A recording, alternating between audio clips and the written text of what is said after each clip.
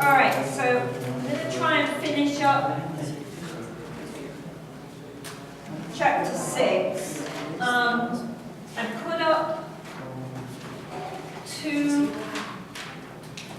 additional chapter 6 PowerPoints. I just called them chapter 6 old version, A and B. Alright, so use the drastically reduced version from the one that was up there earlier. Alright, so okay.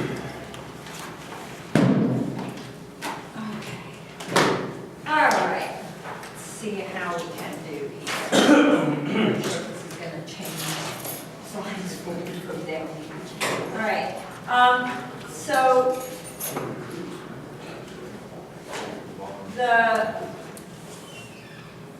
heart, cardiac muscle, blood pressure, check the adaptations to blood pressure that we see with exercising, okay? And now this part of the lecture is looking at what's going on in the vascular system. So the blood is 55 to 60% plasma, most of that is water, right? 40 to 45% is hematocrit, most of which is red blood cells. And then you've got white blood cells and platelets. And the red blood cells are the thing that we're interested in along with the plasma, because that's where we see change with exercise. Alright, so the red blood cells transport oxygen.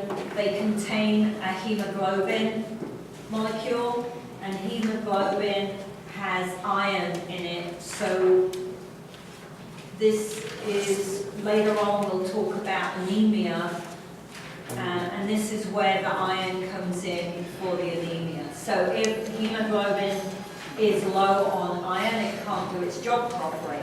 And hemoglobin acts as a kind of bus system. It picks up the oxygen and transports it around the body, drops it off where it's needed to make ATP.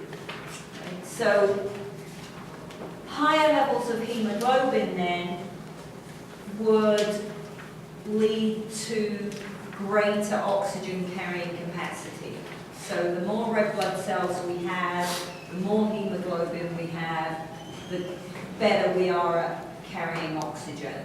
And later in the semester we'll talk about what happens when we're at altitude, and that's going to come back to this point.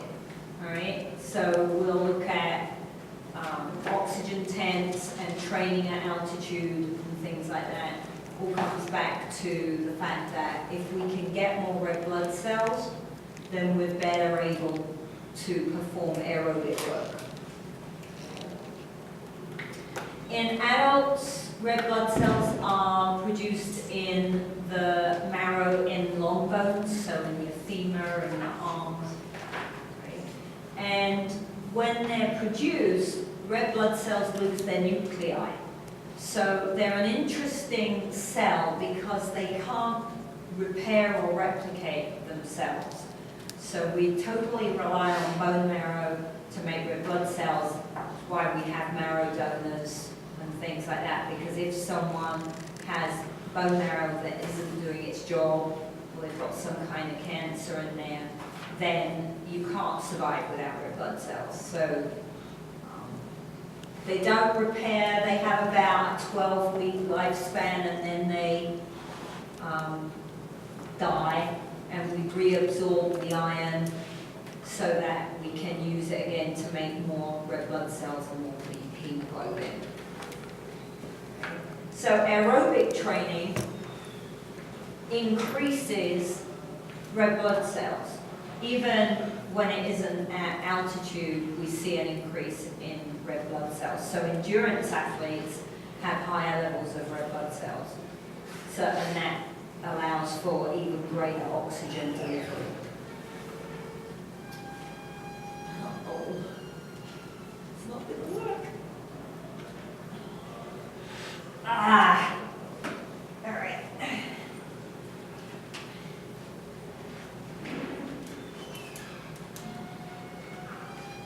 Come on. Oh, nothing's working now? Oh, Just going to run on today. it happens. Call it a day. Whatever. Thanks, Dr. Lowe. All right, plasma volume. Okay, so plasma volume does different things depending on whether you're looking at the acute response to exercise or the chronic response. All right, so the acute response, when you start intense physical activity, the immediate response on that day is that we see a reduction in plasma volume for both aerobic and resistance work.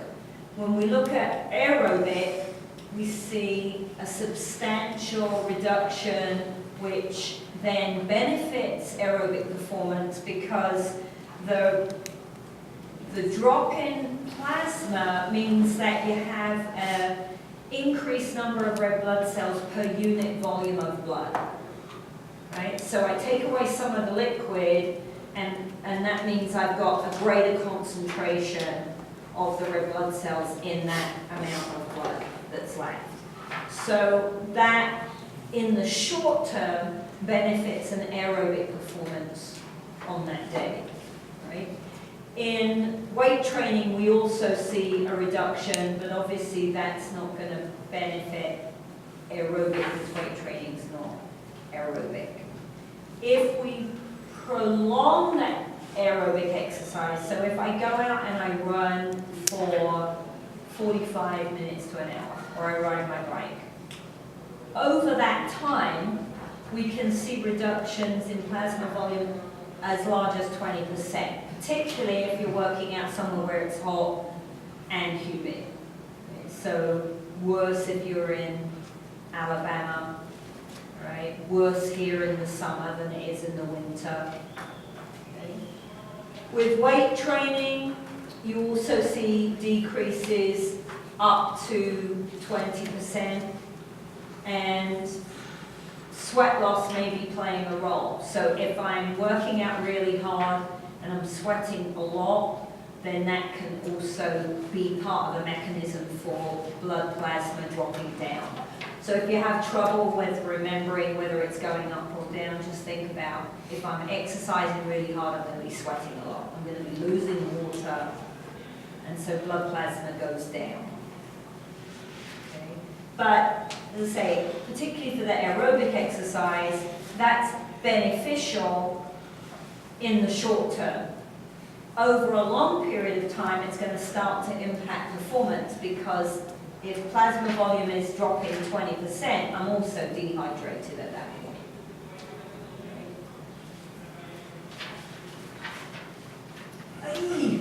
Okay.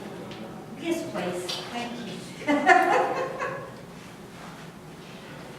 Sorry, guys. Thank you very much.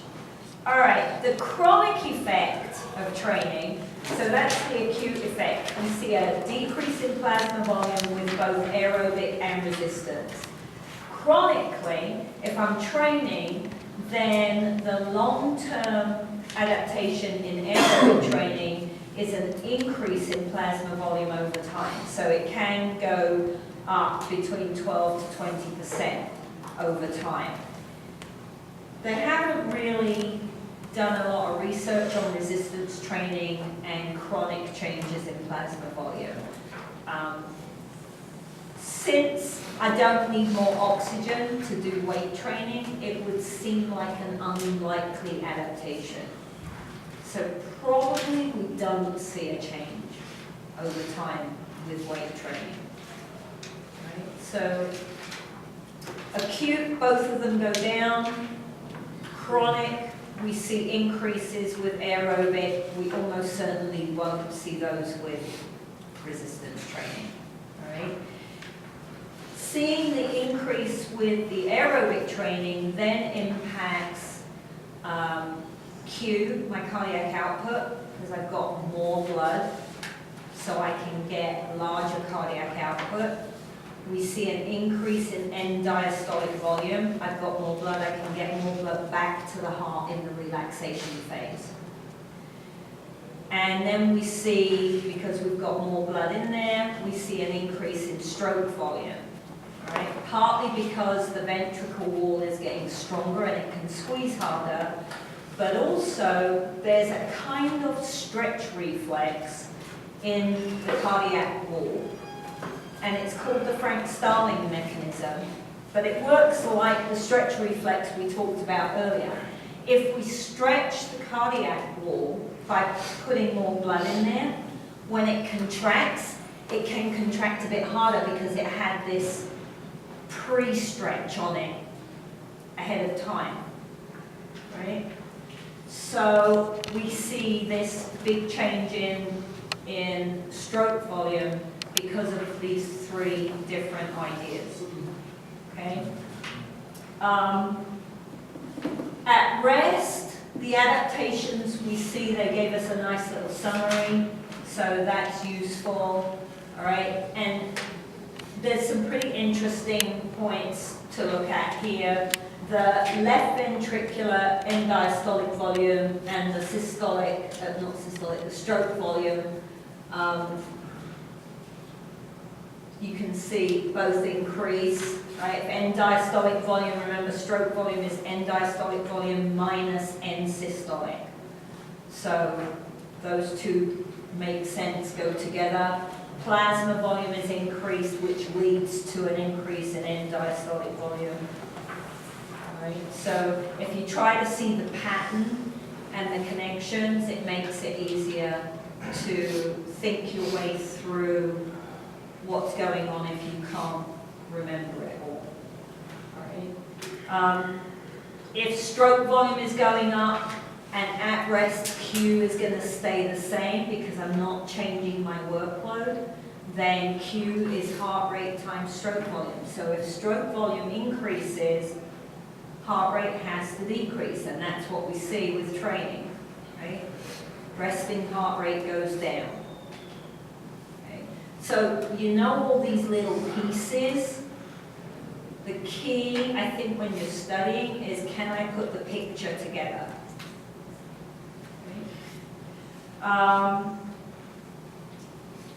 During exercise then, these are the resting adaptations. Some other adaptations we see during exercise other than the change in plasma volume, we get an increased cardiac output during endurance activity if I'm training, right? So I have higher plasma volume, that means I've literally got more blood moving around, and therefore we see the ability to increase cardiac output while we're doing endurance activity. If I increase cardiac output, how much blood is being pumped out of the heart per minute, then if I'm increasing how much blood is coming out, I'm increasing how much oxygen I can deliver to the skeletal muscles that are doing the work. If I increase oxygen delivery, I increase aerobic performance. So I can either run for longer or I can run a little harder within the time period that I want to run. Okay. Does that make sense? All right, so when you're looking at the adaptations, keep reminding yourself, adaptations are typically positive. The body is going to adapt in a way that allows me to do what I'm training for better. Okay. Let's see. Oh, just let me point out, since, because I know it was in the notes that I would have done Monday. Blood pressure, systolic and diastolic blood pressures at rest will decrease if you exercise. That's for generally people who have either normal or moderate hypertension. If you are severely hypertensive, so if you're way off when you look at a blood pressure chart, if you're way off on that very, very high range, you probably wouldn't give them an exercise program because it would be too dangerous, right? But if I have someone who has regular blood pressure is healthy, or I have someone who's only moderately hypertensive, then giving them an exercise program and getting them to do aerobic and or some weight training, depending on how high their blood pressure is, then we can help them drop their resting blood pressure down using exercise, which might allow them to come off some medication maybe, or not have to start medication if they can get it under control. All right? So we see a decrease in blood pressure because the arteries get more stretchy when we exercise, right? It's called capacitance. So they increase capacitance, they get the ability to expand more, and that drops blood pressure down because I'm not trying to squeeze a lot of fluid through a very tight, narrow hole. Okay. All right, thank you. Oh, where's the pointer for this one? All right. So what actually happens in the system when we start to move around?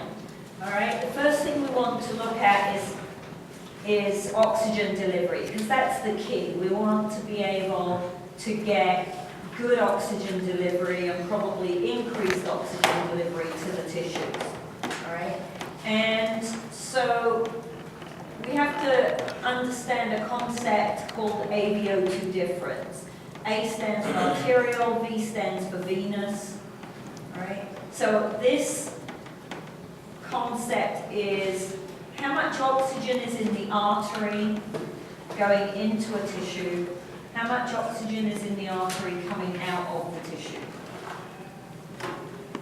Okay. So, in our case, all right, if you consider that this capillary is part of the network that's wrapped around the skeletal muscle. All right, so maybe it's wrapped around part of your quadricep. Okay. At rest, you're picking up, on this example, 20 milliliters of oxygen per 100 milliliters of blood. Okay. So the blood is leaving the heart, going to the lungs, picking up oxygen, coming back to the heart, and the heart is pumping it around the body.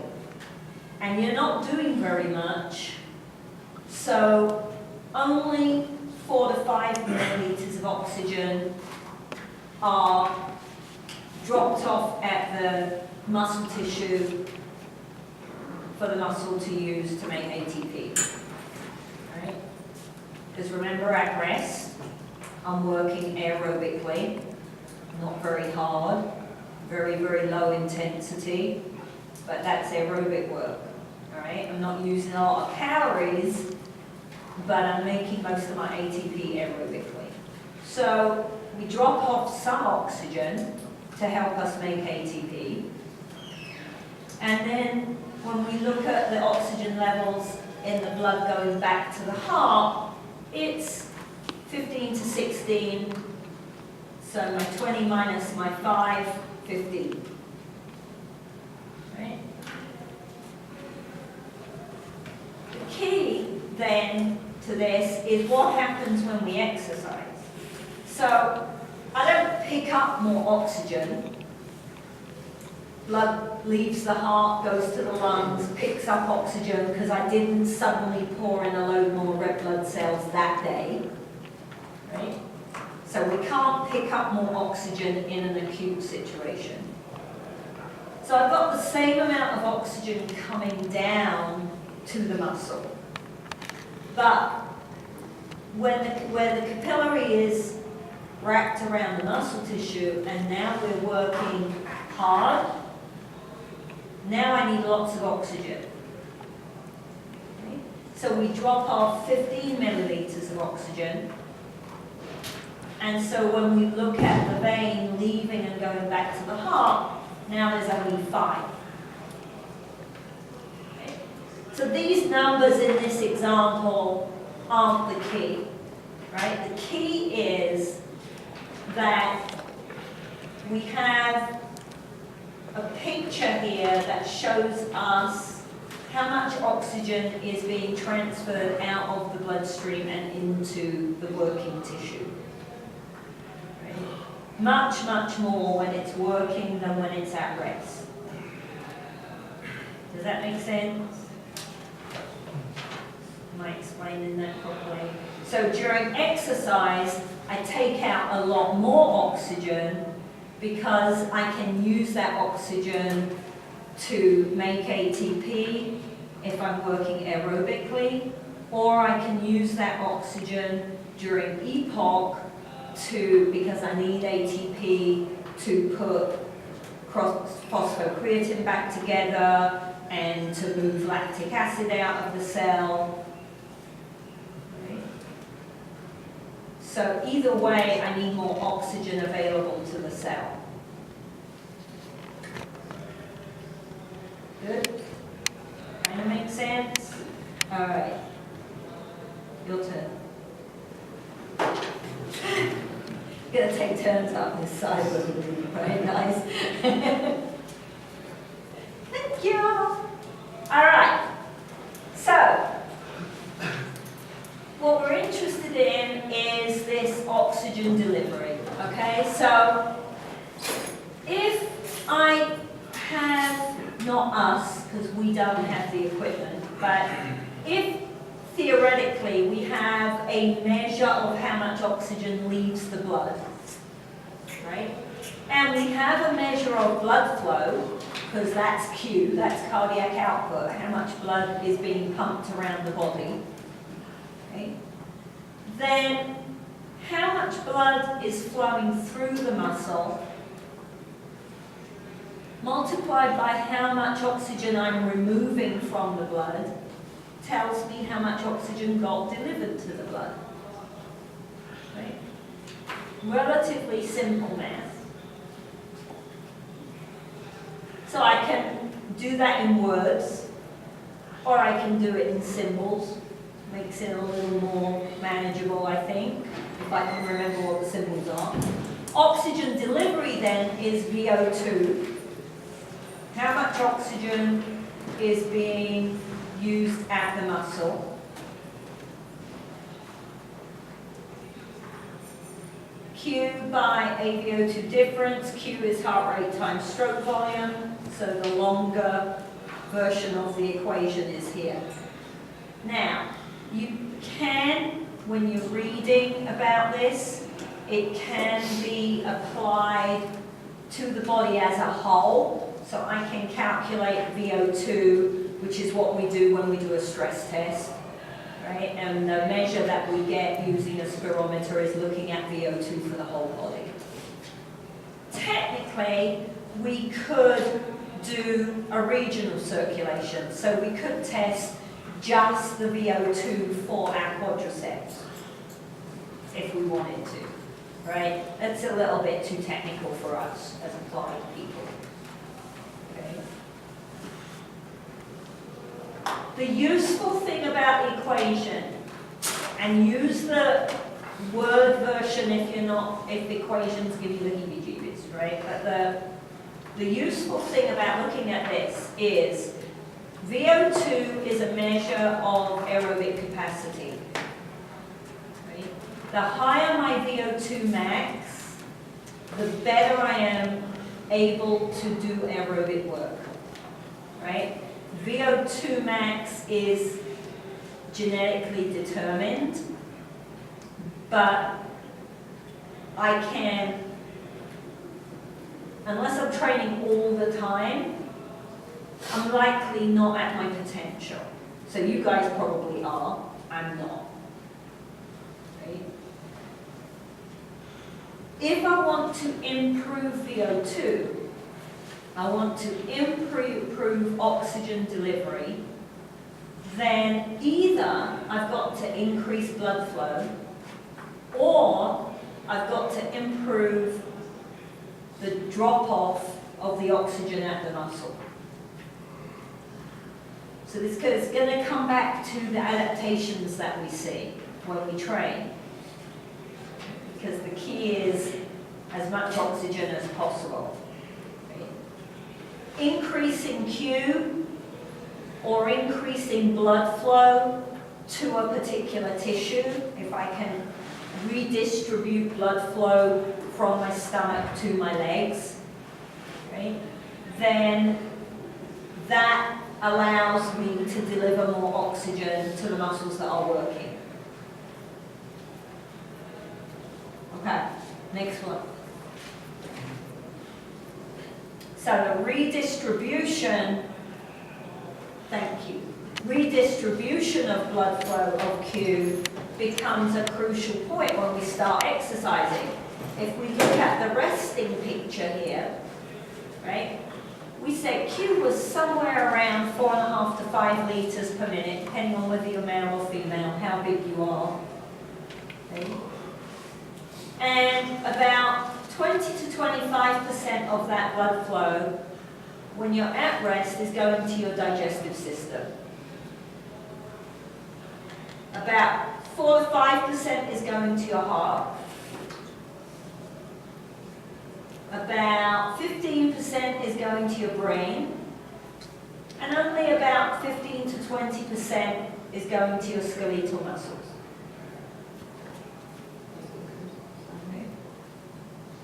If you look at an exercise scenario though, right, now I've got maybe 25 liters per minute of blood. I only have 3 to 5% of that going to my stomach. So we direct a lot of blood flow away from the digestive system when we start to exercise and we're exercising hard. Okay, so that's a key reason why you don't want to eat a big heavy meal and then go and exercise. Some people don't want to eat anything solid and then go and exercise because we move so much blood flow away from the stomach, you can't digest it, it just sits there. When we look at the heart, we still have 4 to 5%. So you might initially go, well, that's weird, how come I'm not sending more blood to the heart? But remember, this is 4 to 5% of 5 liters, and this is 4 to 5% of 25 liters. So it's a lot more blood flow is being sent to the heart to provide it with oxygen so it can work faster for you while you're exercising. If you look at the skeletal muscle now I've got 70 to 85% of that blood flow has been redirected to the skeletal muscles. Okay. So masses amount has been shifted from the stomach out to the skeletal muscle.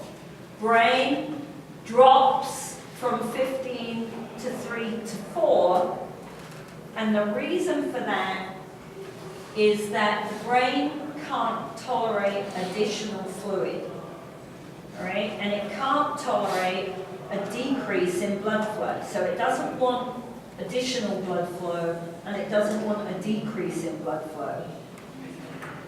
Because if you've got decreased blood flow to the brain, you get lightheaded and you might faint. And increased blood flow to the brain would put a lot of pressure on very delicate soft brain tissue. So the body adjusts the percentage of blood flow, but 3 to 4% of 25 is about the same amount of blood as 15% of 5. So it's a very, very slight increase, just enough to deliver a little bit more oxygen, decision making. Right? We're a little more alert when we're exercising than we are when we're at rest, quite often. So I really like this diagram because it gives you a nice visual of what is going on with this blood flow. So how do I do that then? Right? How does the brain move blood from the stomach to the muscles? So it can control vasodilation, so that's increasing the radius of the blood vessels. So I can open up blood vessels to the muscles, and I can decrease, I can close down vasoconstriction, decrease the radius of blood vessels to the stomach or the kidneys.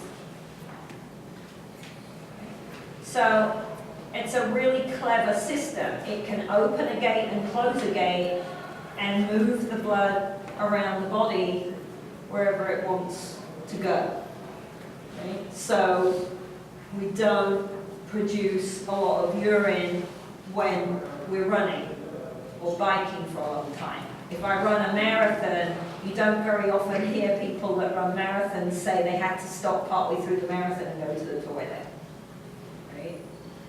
So we move blood away from digestion and kidney function, and we direct it to where we need it, to the skeletal muscles, so that they're getting lots of oxygen in order to be able to make ATP.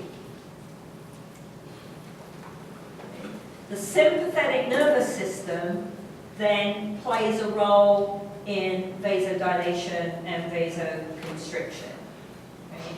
So when we switch on the sympathetic nervous system, when we start exercising, it increases heart rate, but one of the other things it does is constrict and dilate the blood vessels necessary to move the blood where it wants to be in order to provide oxygen to the muscles that are working. Very clever. Very, very clever. Okay, next one. We're up. What's the time? Okay, we're good. Questions? Does that make sense? All right, it's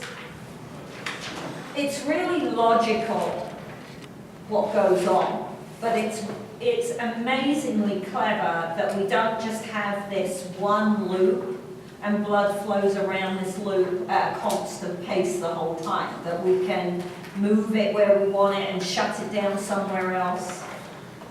Right? Really, really clever.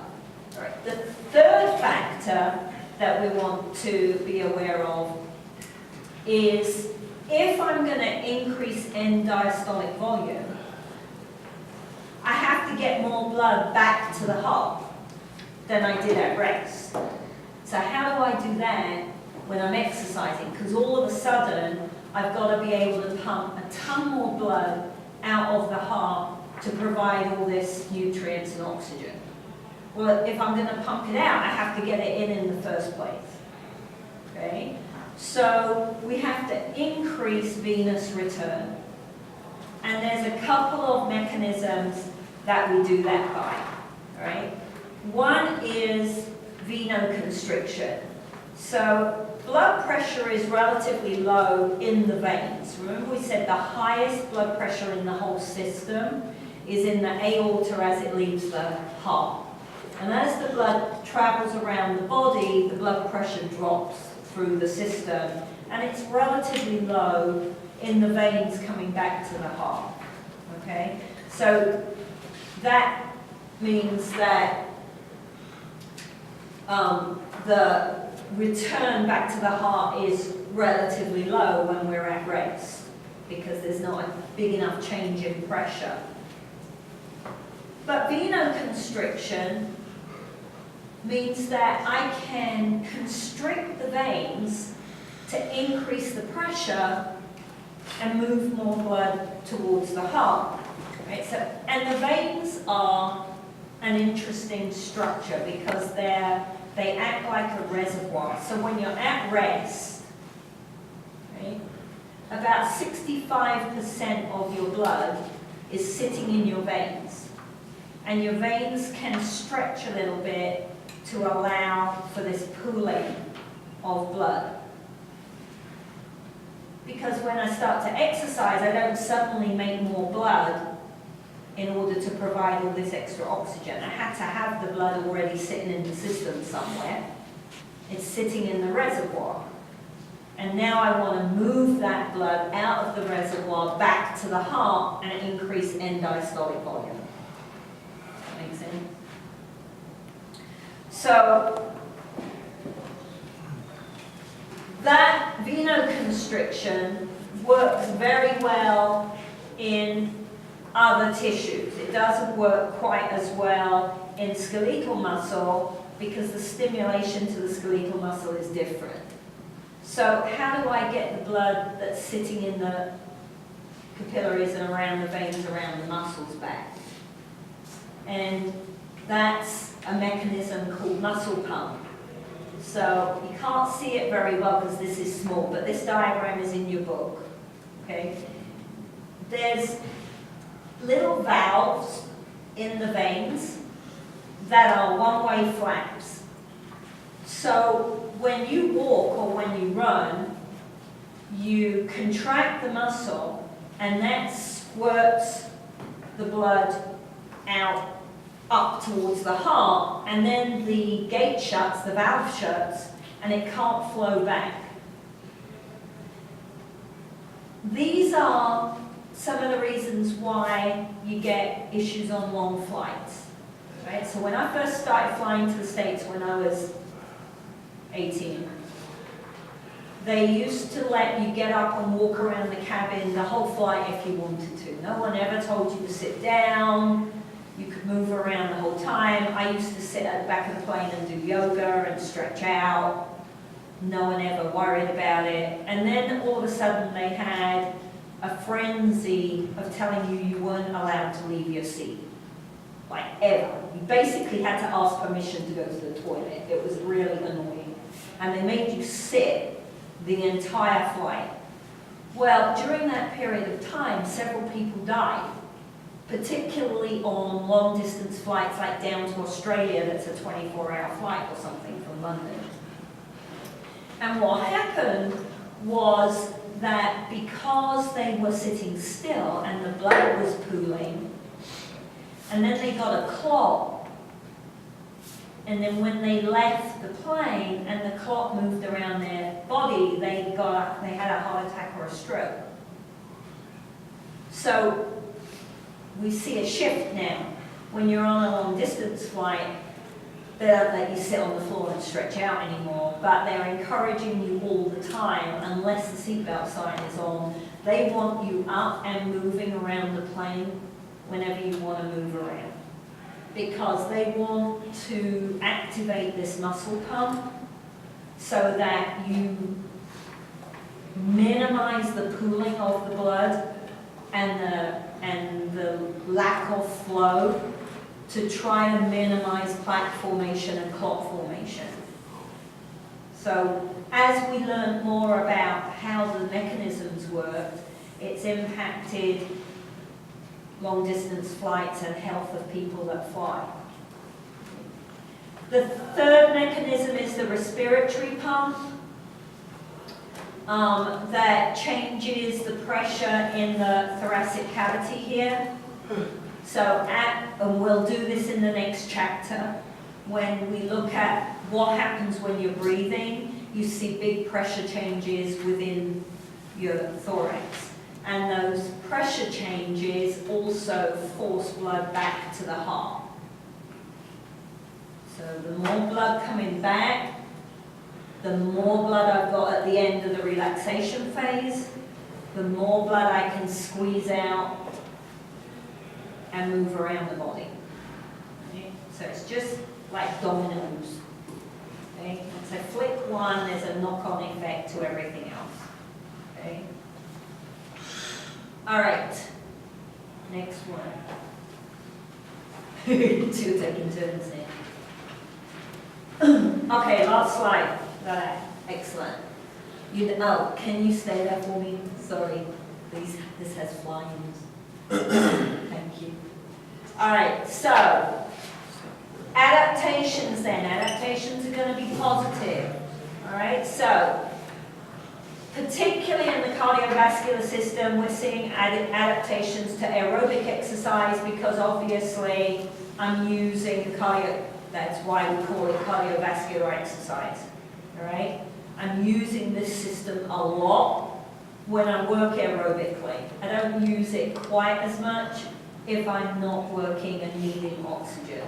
The whole point of the cardiovascular system is to deliver oxygen. Okay, so adaptations then are going to be positive. They're going to improve my ability to move oxygen around the body. Okay, press just once. Have I lined them up? No, of course. Oh, heart rate. Okay, this one's heart rate. So we see some changes in heart size. Remember, we see an increase in left ventricular mass. We see an increase in ventricular volume. All right. We see changes in heart rate. So if I'm an untrained person, then rest to high intensity exercise, my heart rate is going to be higher than if I'm a trained person. All right, so at any workload, if I train aerobically, my heart rate will be lower than it would have been if I was sedentary. Okay. Stroke volume. All right, hopefully the next one is stroke volume. Yes! Look at that. Love it when I'm sensible.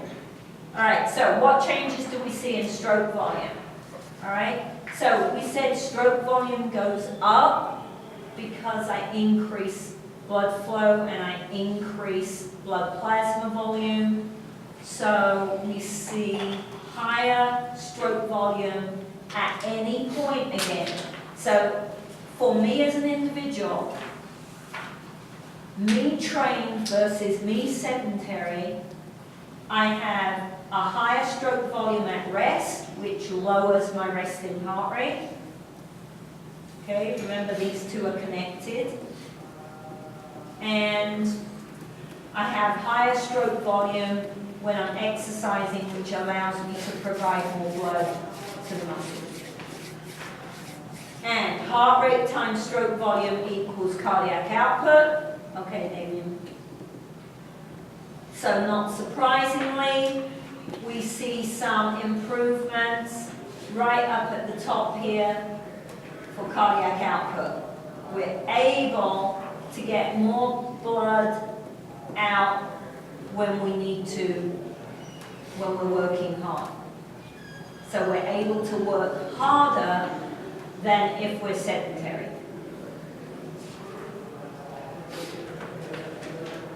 Okay, and I think there's ones for blood flow. Blood flow is going to increase. Is there another one? Yeah. Oh, this is blood pressure. All right, blood pressure decreases. Systolic pressure decreases. Mean arterial pressure decreases. And diastolic pressure decreases if we work aerobically. Bear in mind, right, what we did in lab. It is really, really, really, really, really important that you get a doctor's sign-off and PARQs and all those other permissions, right? This is a hugely beneficial picture for someone who's not healthy. But you don't want to take responsibility and put them on an exercise program because you know it will lower their blood pressure. Right? Make sure that the doctor tells them and tells you that they're healthy enough to do the work that you know will help them be healthier. Because if they drop dead of a heart attack because you put them on an aerobic program, it's not going to be good for your mortgage. Right? And blood volume, we said blood volume goes up because plasma volume goes up over time. I don't know if there's one more graph. Yeah. Oh, that's VO2. Okay. So, all positives. Okay. What do I need to do the work?